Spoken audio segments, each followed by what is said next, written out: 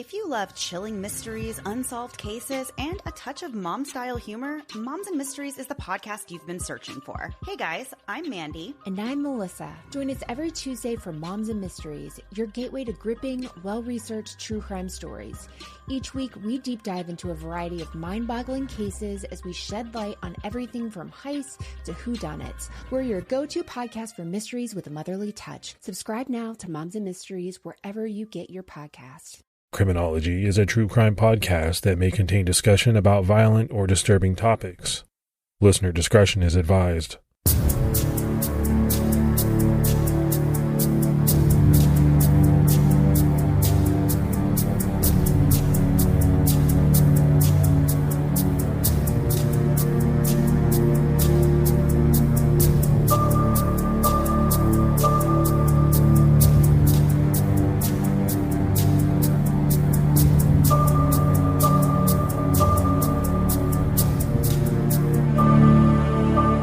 Hello, everyone, and welcome to episode 160 of the Criminology podcast. I'm Mike Ferguson.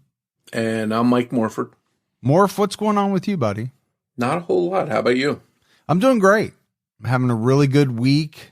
This is my anniversary week, 25 years.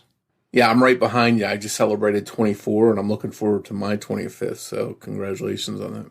Yeah, I appreciate it, man. It's kind of amazing when you look back at 25 years or even 24 in your case. It's a long time, you know, it really is, to think about all the things that have happened in that time, getting married, having kids.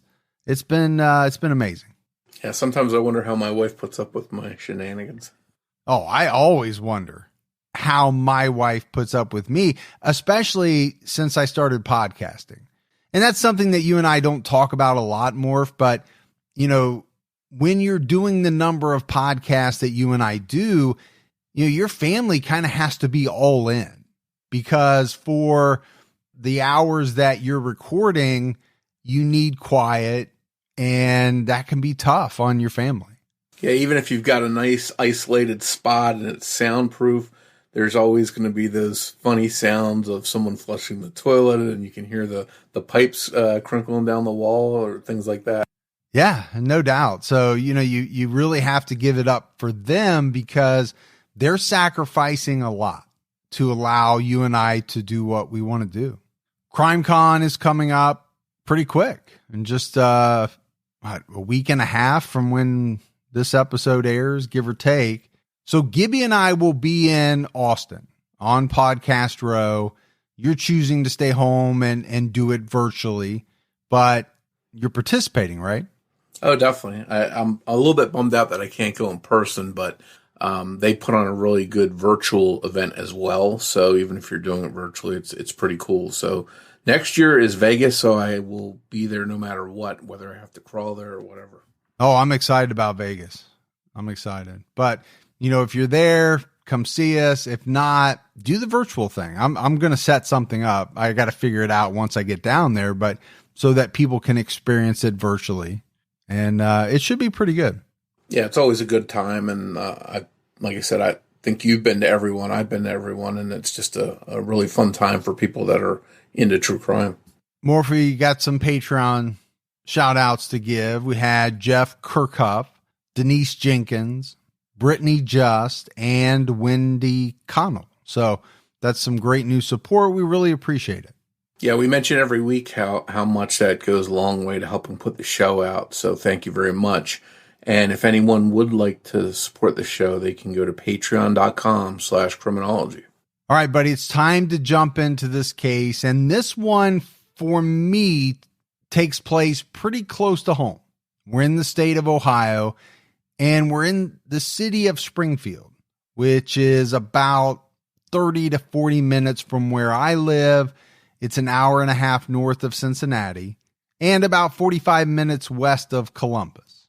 In 1966, Springfield had about 82,000 residents, which is actually more than it has today as the population has decreased. In December of 1965, a string of murders started in Cincinnati. These were murders of women living in Cincinnati of various ages between 30 and 80 and involved sexual assault and in most cases strangulation. A Springfield woman by the name of Anita Taylor was shaken by these murders. She was a young woman at home alone with her baby, and although these murders were not happening right next door to her, she was alarmed. She even told her newspaper boy that the Cincinnati murders were the reason she always locked her door and took extra precautions, especially while her husband was away working the night shift. But despite Anita's best efforts, she too would become the victim of a brutal rape and murder in her own Springfield home. Her baby boy, Aaron, was also attacked by the killer, but somehow he survived. He lived to tell his story, and you'll hear from him in this episode. With me, it's kind of strange. I was 18 months old when it all happened. Ironically, right after I was injured in the attack as well. But when I came out of the hospital just a few months later, I can actually remember bits and pieces of that. So it's a little frustrating for me because I don't remember the actual incident. But I do remember things from just a couple of months afterwards. I didn't know her. That doesn't make it any easier. Don't ever let people tell you that you can't miss something that you never had. That's straight out not true. But it's strange watching people around me. Definitely my grandmother, her mother, who her mother and father raised me from roughly 18 months old until I left for college. So watching them was sometimes difficult. I always wanted to ask questions about Mom when I was younger, and my grandmother would just, would always end up with her crying. So it was kind of, well, I guess I won't do that. And so I didn't really ask a lot of questions. But that was, the hardest part was watching how it impacted everyone, in the family around me. For me, it was I didn't really know her. I don't think I carried a whole lot of anger about it. I probably do and don't realize it. But it's pretty, it's frustrating to not have any memories. But the biggest thing was just you watch the people around you and how they react, and the topic comes up or something will happen on the television or Halloween rolls around, which is roughly the anniversary of her murder. And people in my family aren't really fond of Halloween anymore. So watching everyone else around the family and even friends and growing up and those family members, when they find out who you are, it's a little strange to watch the reaction. I was beaten, but found in my crib. So it was one of those. The neighbors didn't hear anything. So if you try to piece together what probably happened was, I'm guessing someone comes in, grabs me, and starts tossing me around. And, Mom was very protective, and she was, from all that I understand, a very good mom. And, probably just said, hey, just leave him alone and, do whatever you need to do, which is why I was found in my crib, but I had a broken leg. Anita Eileen Huffenberger was born on November 25th, 1945. She met Larry Taylor while they were in high school together. They both graduated from Southeastern High School in South Charleston, Ohio in 1963, and in 1964, they married. By April 1965, the couple welcomed their child, a son named Aaron. The family lived in a small rented home located at 415 Ludlow Avenue in Springfield. Larry worked full-time, but his income just paid the bills. Anita wanted a bigger home, and she decided that rather than stay home full-time taking care of Aaron, by getting a part-time job, she'd be able to save up the money to get ahead to buy a bigger home. Anita went out determined to find a job, and she found one pretty quickly. She was hired by a company close to home called Springfield Finance in early October 1966. After Anita was hired, she discovered that she was hired over 7 or 8 much more qualified candidates, and she really couldn't understand why.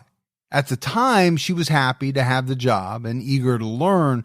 Only days into the job, she started to feel uncomfortable around her supervisor, the man who had hired her, Ellsworth Miller.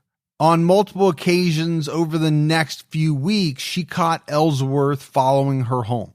She asked him directly why he was following her, and he assured her it was to make sure she got home okay.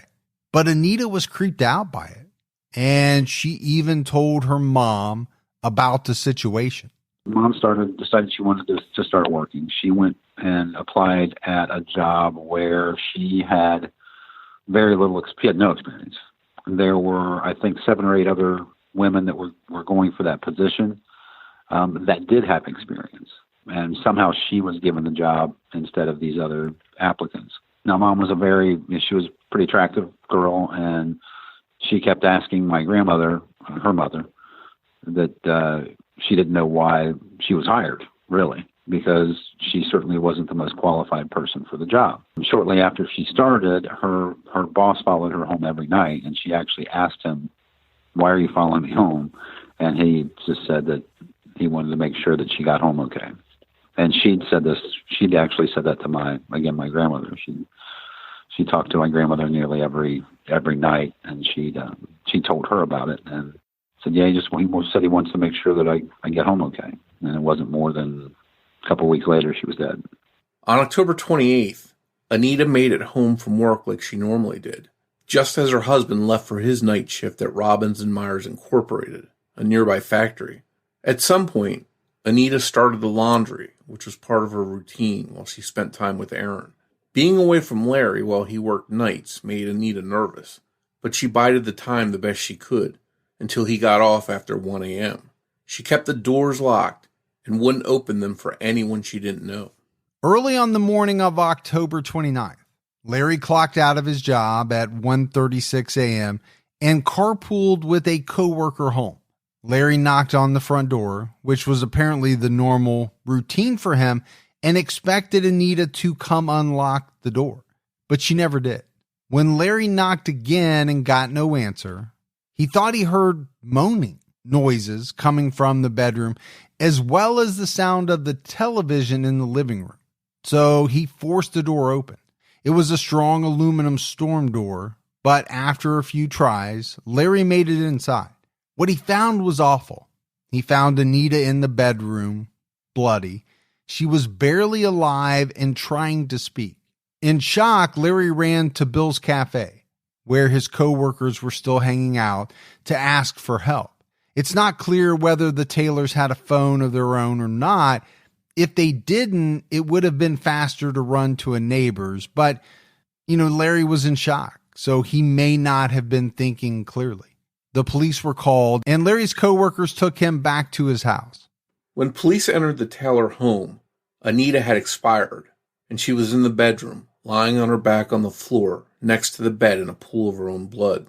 She had been beaten and kicked, and possibly bludgeoned with an object like a Coke bottle. She had lacerations on her face and neck from a broken glass soda bottle. Anita's shirt and bra were pulled up around her neck, and her shorts and underwear were next to her on the floor. They looked for little Aaron and found him in his crib. Horribly, he too had been attacked, and he had a broken leg, but he was alive. An ambulance took Anita and Aaron to a community hospital, but Anita was pronounced dead on arrival. Police knew that the killer could have easily murdered Aaron, but didn't, and this alone led investigators to believe that Anita pleaded with whoever was there that night and promised to cooperate if they would put Aaron down safely in his crib. Police found that there was no sign of a struggle in the home, even though this was a very violent crime. The only sign of forced entry was the front door that Larry Taylor had pushed in to gain entrance to the home. Police were pretty sure that Anita's killer had left just prior to Larry arriving home. They thought that he either broke in and attacked Anita, or that her killer had been in the home for quite some time before finally attacking. The back door of the home was found unlocked, and police theorized that the murderer left through the back door undetected. Since Anita was very safety conscious, it seems logical that she would have locked both doors. After all, she was very worried about rapes, murders nearby. She even told her paperboy that she was very security conscious. It would later be determined that Anita drowned in her own blood after someone stepped on her throat, crushing it. As we mentioned, she was still alive when Larry arrived home just before 2 a.m., so it seems likely that with those injuries, The attack did happen shortly before Larry came home. Obviously, as the person closest to the victim, Larry Taylor was looked at by police very early on. One thing he said to police when they arrived stands out, as written in quotes in the police report. "My wife has been beaten and raped." And more, if I think to some people, this statement from Larry Taylor may sound suspicious, but Larry saw Anita and even tried to talk to her. So he obviously would have seen her shirt up, her underwear on the floor, and may have assumed she was raped. I think a lot of people finding their spouse in that situation would most likely think the same thing. What do you think, Morf? Yeah, it seems like the first go-to thought that someone might have if they see someone battered and bleeding on the floor and their clothes are off. That might likely be where their mind goes. But Larry Taylor had an alibi. He was at work until 1:36 a.m., and his coworkers verified what time he was dropped off at his home, and that just moments later, he came running into the diner. He couldn't have had time to do what was done to Anita and Aaron. But just to be sure, in 1966, Larry Taylor willingly took and passed a polygraph test. That, along with his alibi, seemed to clear him in the minds of police. Investigators retraced and rebuilt a timeline of events. Larry left for work around 4 p.m. on the 28th. Anita's mother, Elizabeth Huffenberger, stopped by to visit that evening and left the Taylor home around 7 p.m. When she left, Anita and Aaron were fine. Investigators believe that sometime between 7:30 p.m. on October 28th and 1:30 a.m. on October 29th, the killer entered the home. Since there was no clear case of forced entry, and because the killer likely escaped undetected just before Larry arrived home from work, it was a distinct possibility that the killer knew Anita or Larry and was familiar with their schedule. Police tried to stay focused on the crime scene, re-reviewing everything carefully. Anita's neck and throat appeared to have been stepped on by a foot. Aaron's face also had a shoe print on it. There was a bloody footprint left at the crime scene. It appeared to be from a men's size 8.5 or 9 shoe. One partial fingerprint was taken from a light bulb on the back porch. And here, Morf, this is something that we've seen before. I think this was something even the Golden State Killer did. The killer may have unscrewed the bulb to create more darkness and cover for their crime and their escape. The bulb was found to be loose. Investigators were able to fill almost 30 evidence bags with evidence collected from the house. Evidence collected included hair samples, sweepings from around the house, and scrapings from under Anita's fingernails. The blood on the floor around Anita was fresh, but the coroner estimated that Anita could have been attacked as early as 9:30 p.m. There was a trail of bloody footprints visible under UV light heading out the back door into the grass in the backyard. There was semen at the scene, which police collected. And Morf, I think we have to take a minute here just to talk about this attack and the crime scene. Obviously, this was a brutal murder and sexual assault. We just mentioned it. They found semen and collected semen at the crime scene. But to imagine a man stepping on a woman's throat and crushing it, to imagine a man stepping on a baby's face. I mean, these are really horrific things. Yeah, I think anyone that attacks someone like this is obviously dangerous, and but to do this to a baby as well is just beyond what we normally see in a lot of these cases. This is someone that seems to have no conscience if they're willing to do this to even a little baby like that. Yeah, this is something that really jumped out at me about this crime. I mean, what happened to Anita was horrible. Unfortunately, we see this in a lot of the episodes that we do, but take it a step further and think about, why would someone need to harm a little baby? Why step on a baby's face? Why do anything to this baby? It's not going to be able to identify you. I just don't get it. It almost seems as if there was some malice there beyond just the randomness of a sexual assault and a murder. This to me almost seems personal in a way.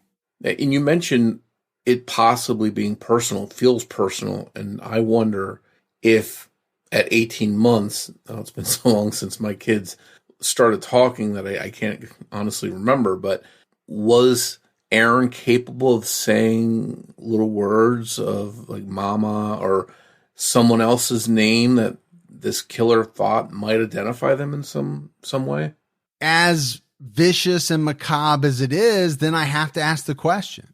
If this person felt as though little Aaron could have identified him, then why did he leave Aaron alive? Why did he, step on his face, but leave him alive? I think these are all questions that have to be asked, have to be thought about. One of those clues police found that really interests me is the light bulb, because it shows to me, in my opinion, that the person put some thought into this and planned it and took the time to do that, which makes it seem like it maybe wasn't a spur of the moment attack, and they had this planned all along. Yeah, I agree. And it also goes back to the question, was this a complete stranger, or was this someone known to Anita and Larry? So then that dovetails into, did the attacker know the layout of the house? Did they know exactly where that light bulb was? Or, if it was a stranger, did they just happen upon the light bulb and think, okay, I need to unscrew that. That gives myself more cover, more darkness. When police questioned Anita's friends and family, one name came up as a possible suspect: Ellsworth Miller, Anita's supervisor at work. Anita's boss, Ellsworth Miller, has often been looked at with suspicion by people discussing this case. According to news reports and online obituaries, Ellsworth Miller appears to have died in 2013, and it's unknown whether investigators ever gave him a hard look or not. In fact, it's unclear if he was ever even questioned at all. If he was, he may have been cleared through an alibi. But we just don't know, as police have been tight-lipped about the case. That's one of the things I've tried to find out is, who was a suspect, who was questioned. I think there were a few people that were brought in for questioning. There was an old boyfriend that I think was brought in for questioning. We were always very curious about her boss at the time, and I'm not even sure that he was ever questioned. I went through the file at one point, and quite a lengthy, written dissertation of what who was questioned and what was taken from the crime scene and what the thoughts were, who was talked to, but no mention of him. So really, I saw some names here and there that looked familiar, but to be honest, I don't know exactly who was questioned, who was cleared. Now, obviously, there was no such thing as DNA in 1966, but in recent years, police reported that Larry Taylor's DNA did not match DNA taken from the scene. However, Aaron would later learn that some of the DNA had never actually been tested, and authorities apparently just cleared Larry Taylor in an effort to seem productive and keep pressure off of themselves. This was certainly disheartening news for Aaron to find out that the police were essentially making stuff up. The good news is authorities have been able to, after about 50 years, extract a DNA profile from the scene. Somehow the DNA was properly preserved all this time. We mentioned not knowing if police ever questioned Ellsworth Miller, so we definitely can't be sure that his DNA was ever compared to the sample that police have. Following Anita's murder, newspapers described her as kind and timid. Sadly, in a sign of the times, early articles about her death noted that she was not, quote, the kind of girl who would give any indication she was flirting. And I think more of you have to look at that in today's terms and think, why? Why would they write that?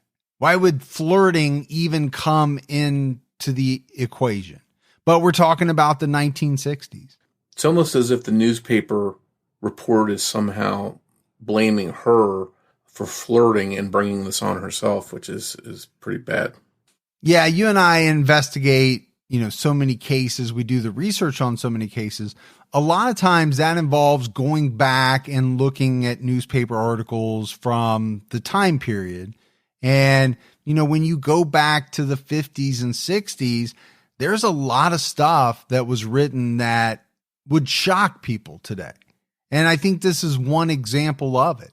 There was, on the part of some people, a thought that, and I hate to say this, is not me saying it, but a thought that women somehow brought on some of these sexual attacks themselves by the way they dressed, by the way they acted.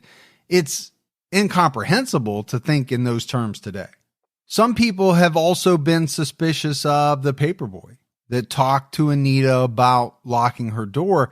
The October 30th, 1966 article, which ran in the Dayton Daily News with the headline, "Fear Creeps Over Shock of Springfield Slang," mentions that paperboy Charles Herring, just 14 years old at the time, actually asked Anita why her door was locked.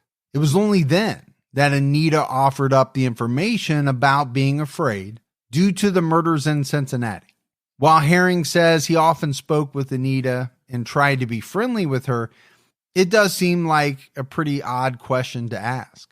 While the conversation was most likely the actions of a curious teenage boy, it's unknown if police ever questioned him regarding the case. But as for Aaron, he tracked down and talked to that paperboy. I've gone as far as track down the paperboy. That was in North Carolina. So I drove all the way to North Carolina just to knock on his door. And super nice guy. Pretty clear that he didn't have any idea of what went on. Aaron didn't stop with the paperboy. He even tracked down the man who had given his dad a ride home on the night Anita was killed. I did actually talk to one of the guys that he rode to work with, and that's just been a few years ago. And even 50 years later, when I knocked on their door, which I was unannounced, I asked if he was home, and his wife wanted to know who I was, and I gave her my name, and she just immediately kind of went white and just said, "Are you Larry and Anita's boy?" And that's 50 years later. So it was, people definitely remember it. There's no question. And I did ask him a few questions about, coming into that crime scene, and he, 50 years later, the guy starts kind of breaking down a little bit. And I can only imagine that was a pretty horrific scene. The attack that killed Anita changed the lives of many people in Springfield. A brutal murder like the ones they saw in big cities on the nightly news had come to Springfield. People were shaken and on high alert. The woman who lived across the street from the Taylors couldn't stand to see that house every day, and she actually moved. Even decades later, people remember the case. Small town. I mean, everybody knew her murder. When they find out who you are, all of a sudden, each person has their own little hypothesis of, what went on, and you'll talk to somebody and they'll give you a new angle to look at, and the least you can do is to explore it. No stone left unturned. I still meet people. A year doesn't go by where I don't at least meet one or two people where I'll tell them my name, and they kind of look at you a little funny, and they, where are you from, and who was your mom and dad? So they'll kind of, it's very well remembered, especially of with people that are over, say 60, 65. I went to, it's a long story, but the long and the short is that I went to a funeral home to look at a suspect that had passed, and wanted to just kind of see him and, see if something about his face would trigger something in my head. And when I went there, he had not come from being prepared for the service. It was the day before his actual viewing. And she was the only one at the funeral home, kept saying how it was very odd that she was left there by herself. And eventually when we were talking, she had asked, I mentioned that both my parents had passed, told her that my father was killed in a motorcycle wreck, gave her his name. And then she asked about Mom, and I said, well, she was actually murdered here in Springfield. Her name was Anita Taylor. And she kind of freaked out a little bit and looked at me, and she said, "Where'd that happen?" And I said, "Here in Springfield." And she said, "No, what street?" And I said, "It happened on Ludlow Avenue." And she gave me the address. She said 415 Ludlow Avenue. And that was, again, 50 years ago. And I said, "Yes." And what was even stranger is she said, "Honey, I was the lady that moved out of that house when your parents moved in." So she actually was, and that just the oddball chances of that happening, of running into that person.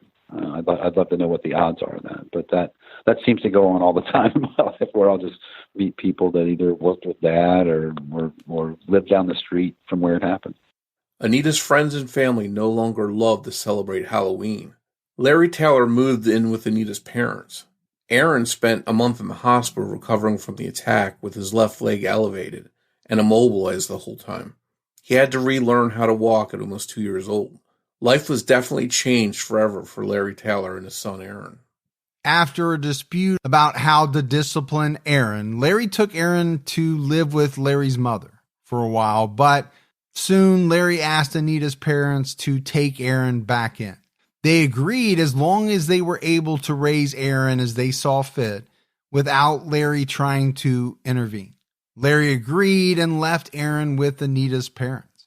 Aaron would see Larry during holidays, and then as time went on, less and less. Plans got canceled, calls went unanswered. Not long after leaving Aaron with Anita's parents, Larry remarried and moved to Urbana, Ohio with his new wife, eventually having 2 more sons, Michael and Jared. Many years later, when he was about 18 or 19 years old, Aaron learned that he had a brother who was 9 months younger than him, conceived during a time when Larry and Anita were still married. It appears that Larry must have had an affair while Anita was alive and possibly still pregnant with Aaron. Oddly enough, the 2 boys were on sports teams at rival high schools and played against each other without ever knowing or even suspecting the truth that they were brothers. This younger brother never got to meet his biological father, Larry Taylor. This revelation of a possible affair and secret child seems to open up the suspect pool and brings new motives to the table. Was there an angry husband who found out that his wife's son wasn't his, found out that Larry Taylor was the father? And to me, Morf, this brings up a lot of possibilities. It opens up a lot of things. You know, I know that Larry was cleared by police. He took a polygraph. He had an alibi. But I think this revelation does add a new motive for Larry possibly wanting Anita dead.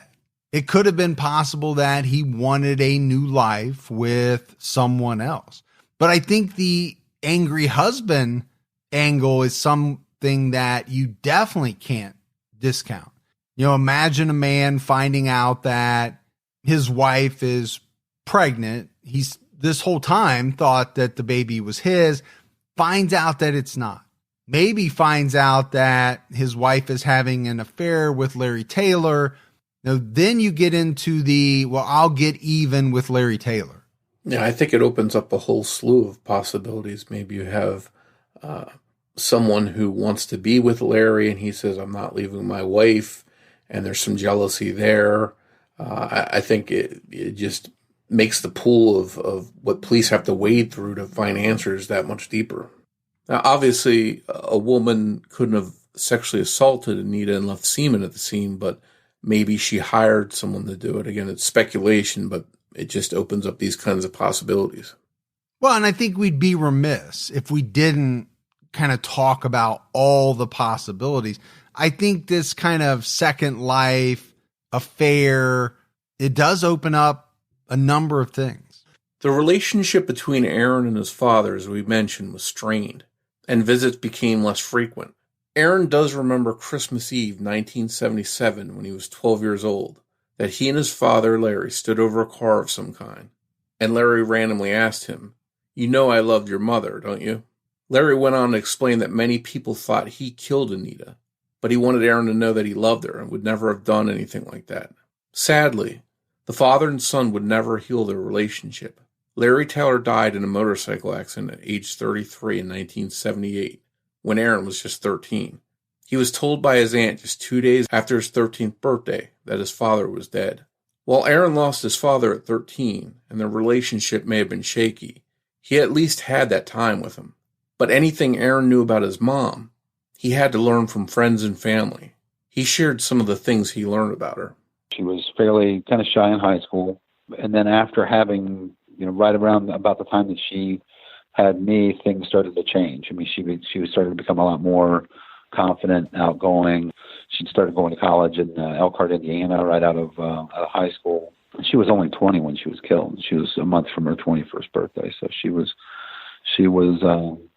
very young. There's an entire life of growing up and learning and living that she never got to experience.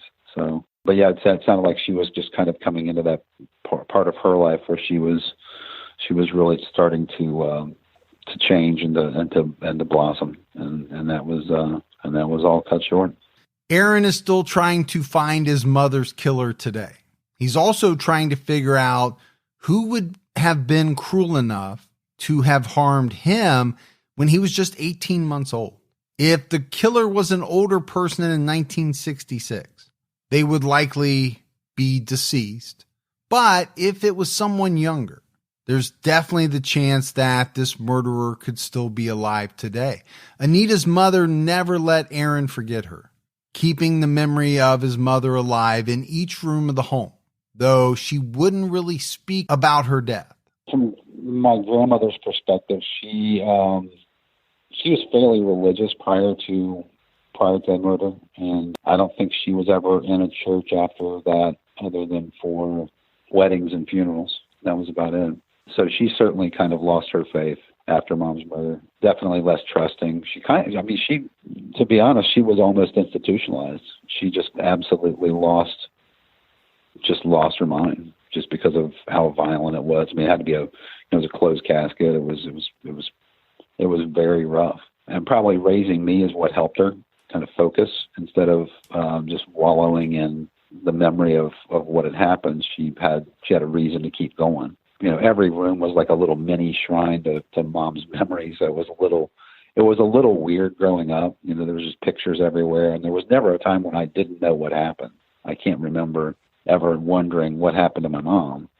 I always knew. I mean, from the time I have a memory, my grandmother told me exactly what had gone on. But yeah, other family members definitely kind of stepping up and trying to take on different. I don't think it was ever explicitly said or discussed. It was just something that happened where I had different family members that all played a kind of a different role in kind of my upbringing. So it's very strange. I don't know anything different, but it was it's certainly one of those things that wasn't talked about much, and if it was brief because everybody in the family would just kind of a lot of crying going on, and then we would change the subject. That's for sure. We wanted to know if Aaron remembers as a child wanting to know more about his mom's case. Yeah, it did happen. It was pretty early too. I was probably second or third grade maybe, so I was probably maybe 8 years old, and I knew that asking my grandmother was not that's not going to end well. So I knew she had a cedar chest, which was like, I don't think people do it nowadays. But back in the day, they called them hope chests or whatever. And it was like a big trunk, and all kinds of stuff in there. My grandmother was getting something out of there one day, and she happened to open it, and I saw these newspaper clippings, and I thought, okay, well that's where the mother lode is. I'll wait until I can just get in there unknown to her, and I'll just read. And that's really how I did it. All the information that I received was predominantly through those newspaper articles that I found in her cedar chest. So word of mouth became a little bit more prevalent later on, but when I was a kid, I didn't really want to bring it up because it wasn't an easy thing for her to talk about. So I really found all of my information from those articles. It wasn't long before Aaron went from exploring news articles that his grandmother had hidden away. Soon he was able to go out on his own to search for clues. The funny thing was, after I got my driver's license, it was probably less than, I would say, 2 weeks after I got my driver's license.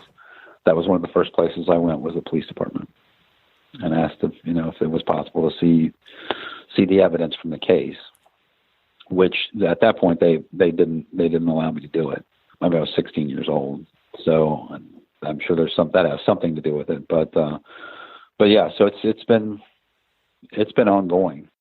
You kind of get caught up in your own formative years between 18 and 22, trying to get through college and start a career and all that fun stuff. So I'd say that in earnest, probably when I was 20, maybe 25, things started to kick back in.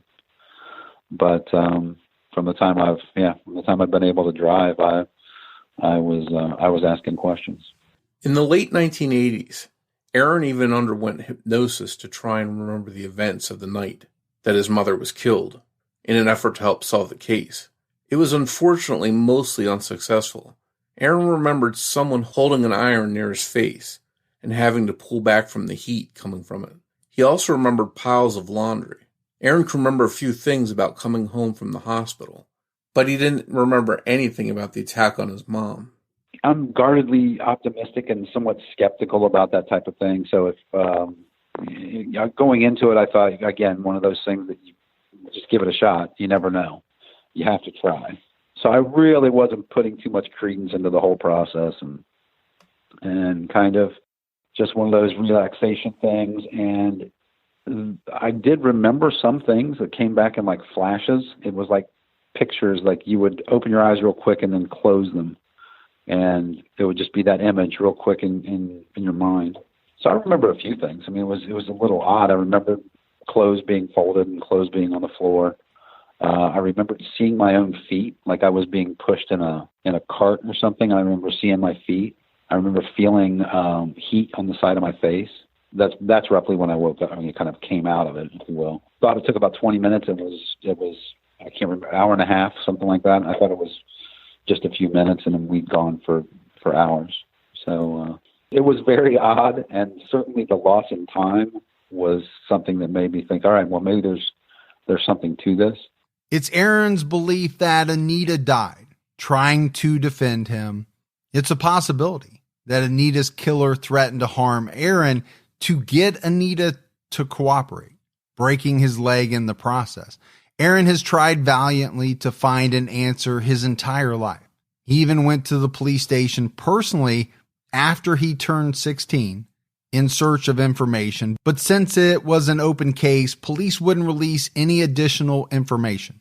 In January 2021, it was announced that the Ohio Attorney General's Cold Case Unit was looking at the Anita Taylor case.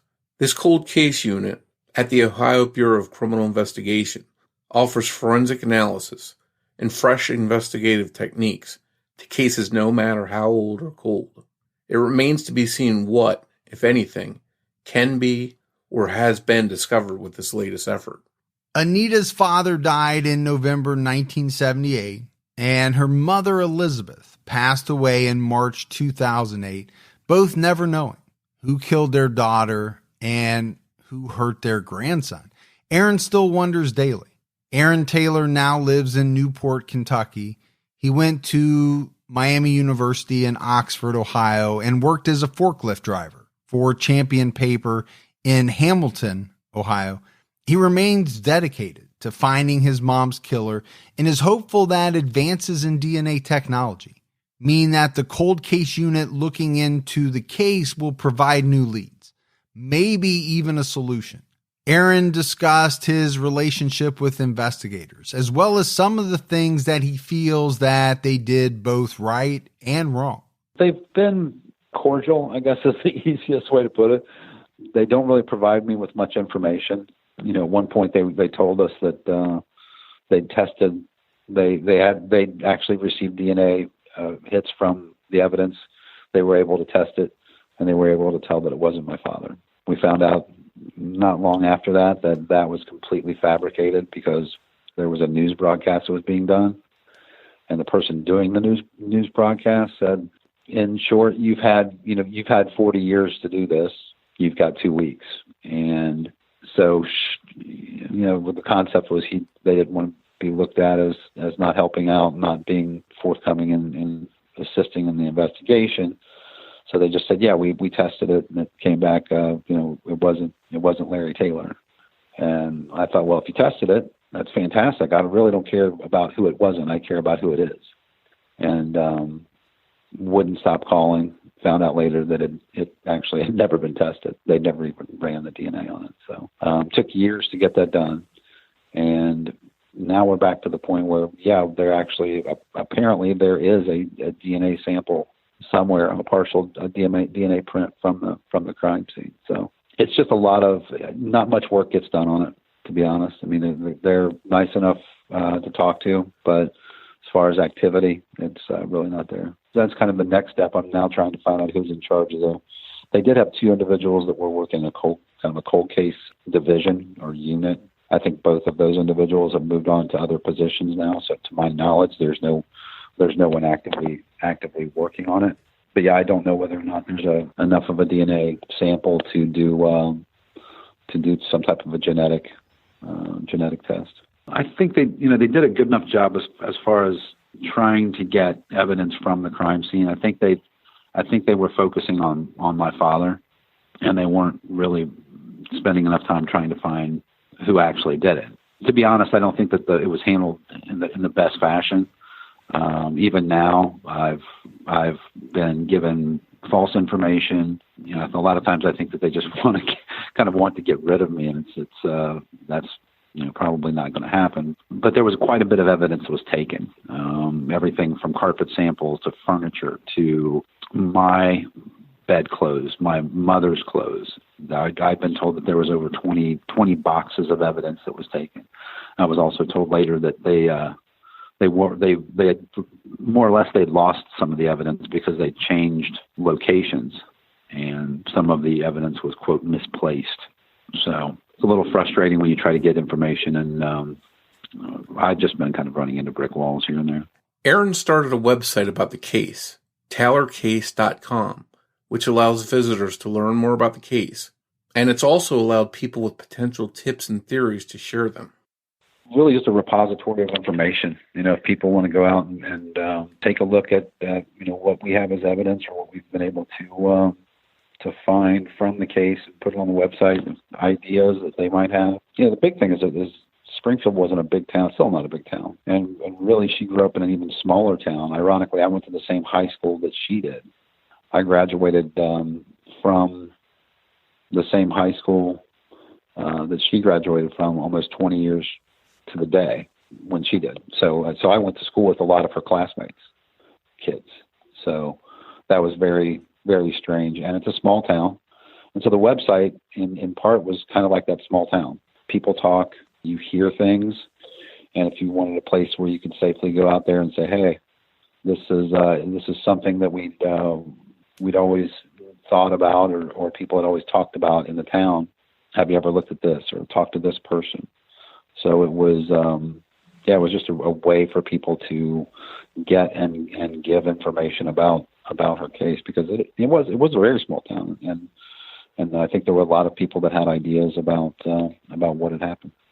Aaron's had to balance his responsibilities of everyday life with his efforts to see his mom's case solved. It kind of goes in waves. You get a little bit of an energy boost when something comes up and it piques your curiosity, or someone comes forward and gives you information, and all of a sudden it's like there's a resurgence of the efforts. So yeah, but I on the flip side of that, I'm always surprised when people just kind of say, well, I'm at peace with it, and they're fine with not knowing the truth, and that is not me. I've wanted to find out exactly what went on, and it's tough because you don't get a lot of help from law enforcement. I mean, a lot of times you can't get any of that type of information that would make the job a lot easier.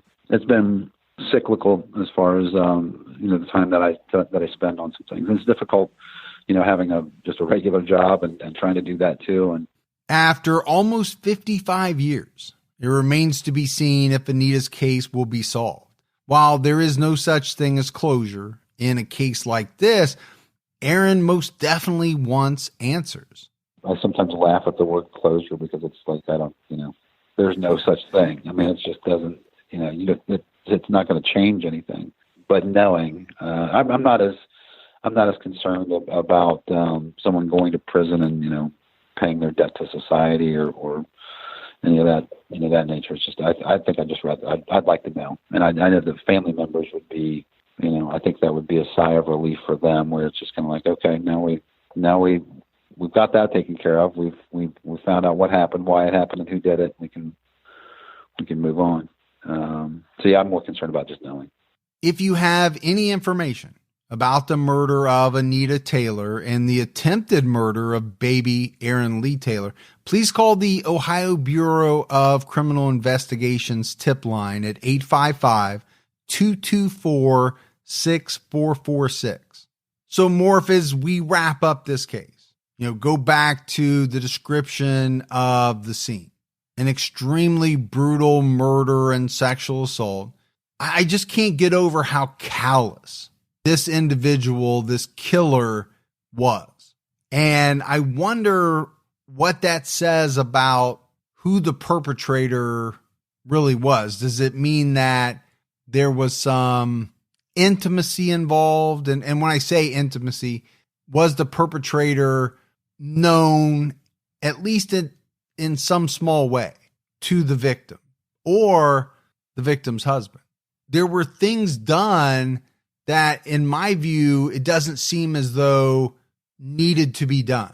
You don't need to hurt a baby who is in his crib unless that baby was maybe not in the crib the entire time, right? We kind of hinted at it, that police were wondering, was this a kind of a blitz style attack, or had the perpetrator been in the house, maybe known to Anita, and then decided to attack? If that was the case, then Anita could have had Aaron out, let's say in the living room with her before the attack happened, and Aaron somehow ended up in the crib later. This is just one of those cases where there are definitely a lot of questions, a lot of mysteries, and, it's one that obviously you and I want to see solved. The fact that they have some DNA, really kind of makes me hopeful in this one.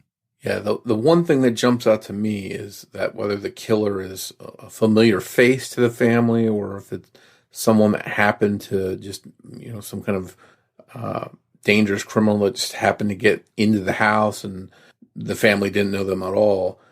This person definitely had to be dangerous. And again, I go back to the baby, just a helpless baby laying in a crib.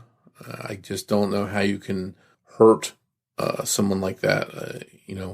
I think the person that did all of this just has to be some kind of diabolical monster that might be capable of doing something similar to someone else. Well, and I think that's a great question. One that we really didn't dive into in the episode. To me, Morph, what happened here doesn't seem like the work of an isolated killer. Meaning, what are the chances that this person capable of doing these things didn't go on to do them again? Unless it was a planned out attack for a very specific reason, which we kind of touched on, right? The whole adultery angle and maybe an enraged husband, something like that. If this is just a random monster, there is no way that this is his one and only murder, his one and only sexual assault. He wouldn't stop. That's my theory. Yeah, I'm right there with you, because as we mentioned, you could tell that there was some degree of pre-planning, taking the time to loosen the light bulb and thinking ahead, thinking of a getaway. So it's not like a spur of the moment thing. And as far as I can see, I think there was some kind of planning and some advanced knowledge that he was going to do this.